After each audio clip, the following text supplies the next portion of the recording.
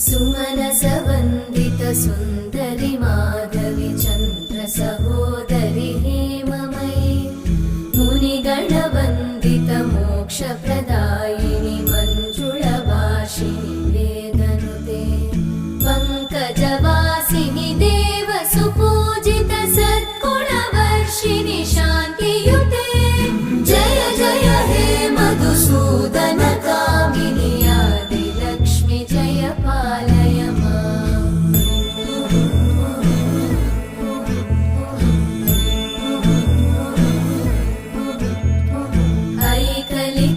ऐकलिकल्मषनाशिनि कामिनि वैदिकरूपिणि वेदमये क्षीरसमुद्भव